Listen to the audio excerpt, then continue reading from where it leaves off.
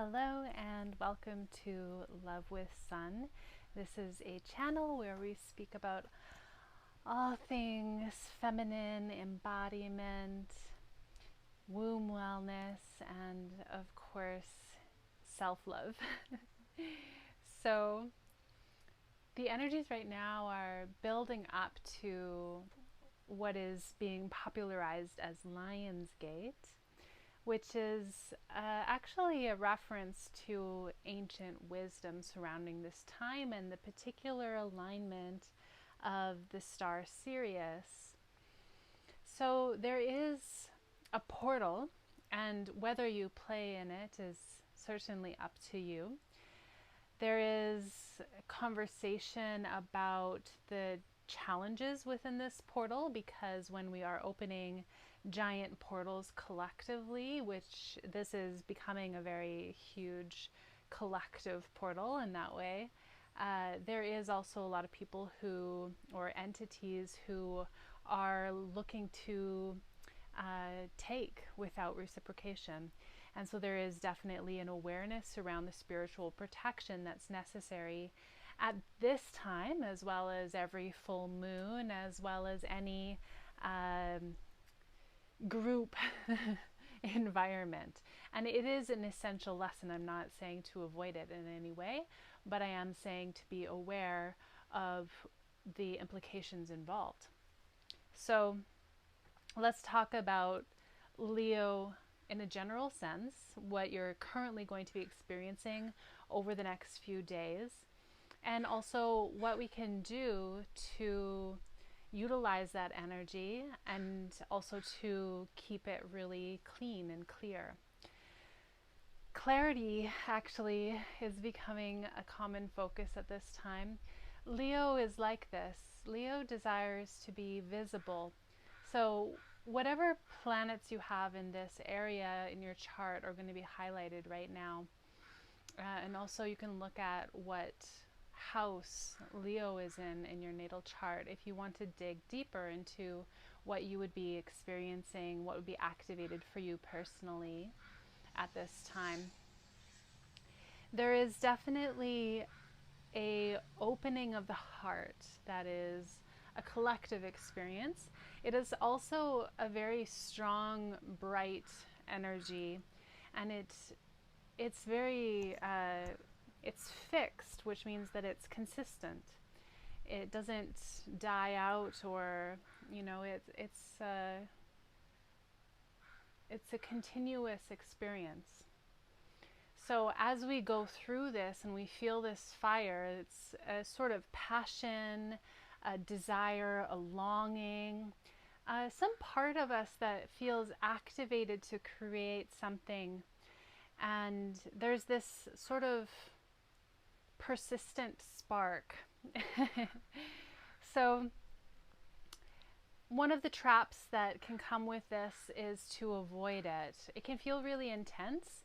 It can bring up a lot of what we might call purging or cleaning effect, where we're confronting the challenges involved in a change or a transformation or an adjustment.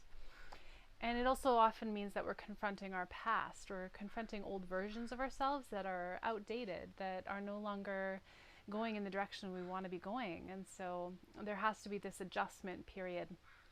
And as we make those adjustments, whether you resist them will be a direct mirror to how you move through it.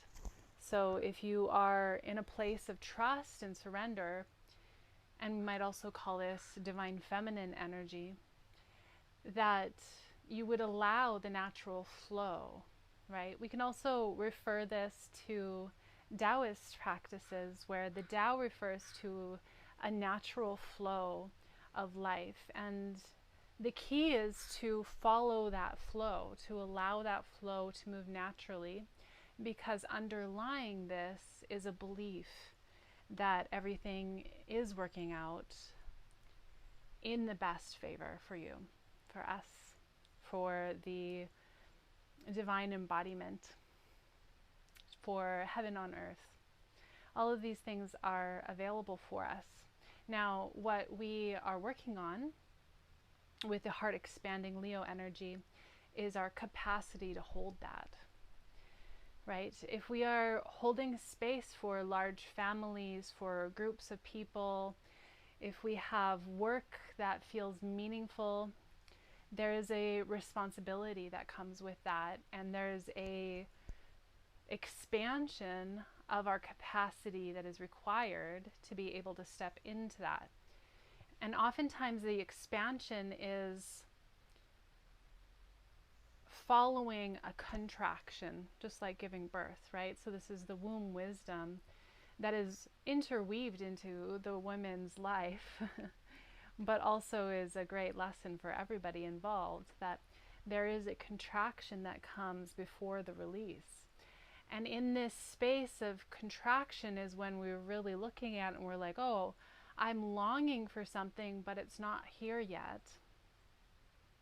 Perhaps you have the seed in mind. Perhaps you've already planted and you've been nourishing the seed. Perhaps you're in the birthing process. But whatever it is, there is something. There's something coming. And in this cyclical nature of our creative process and our physical process, we are constantly releasing anything that is not serving us in that contraction. And then what comes from that is the relief, the opening. Okay, if I let go of this old version of myself, then I get to be this other version of myself that I've been longing to be. That's really been calling for me to unleash her, to allow her to shine, to be seen, to be visible, to be heard, right?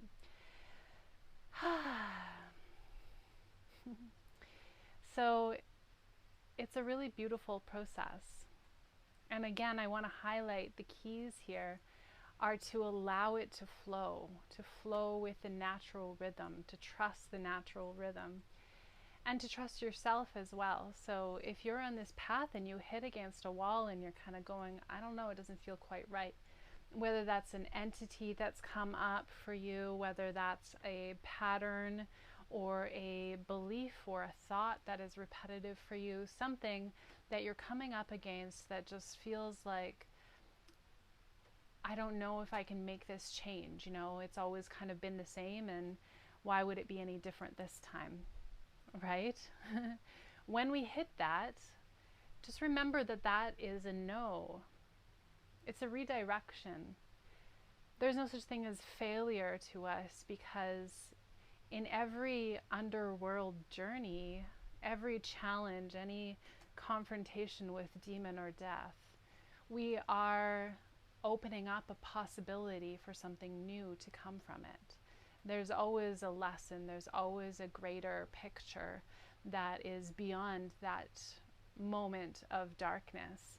And so when we confront that and we fully open ourselves to this new possibility, there's a rebirth type of energy, which is so exciting. So we are definitely on this like expansion path, right? And we are the leaders. We're the ones who are way showing other people, the younger people right now who are really, they're confronting so many different things with the newness, with the changes coming into this world. And so it is another responsibility for us to step into places of leadership so that we can guide each other, so that we can meet our resistance with grace and compassion and without judgment, right? We don't need to be in competition with each other. The new paradigms that we're creating right now are about collaboration. We don't need to be alone. We don't need to be independent even. We have the opportunity now, the new reality that we are co-creating is one where we are deeply supported and nourished so that we are able to offer our gifts to the world. And what a joy it is to give ourselves permission to believe that this way of being is available to us, and so deeply appreciated. Your presence is so deeply appreciated wherever you are. So, with that, I shall leave you today and wish you a beautiful rest of your Lion's Gate 8-8 journey. If you have questions and you want to dive deeper, please do reach out. I am opening up my calendar a little bit more right now, and there will be another deeper layer of that again in autumn.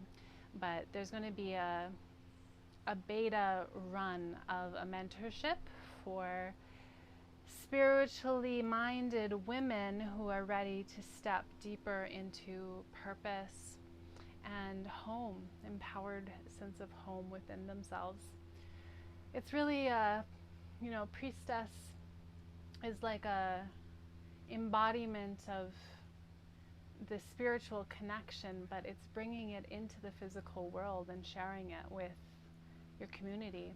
So these people are sometimes also embodying motherhood, and within that we have the Empress, the fullness of the divine feminine that is coming through for us.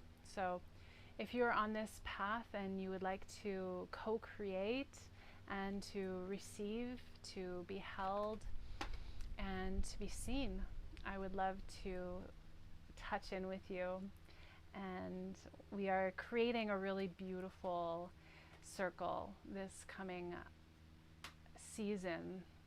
So I would love to hear from you, to get your feedback about what you are desiring in order to help me to understand the collective need and direction right now. Sending you so much love and many blessings from my heart to yours.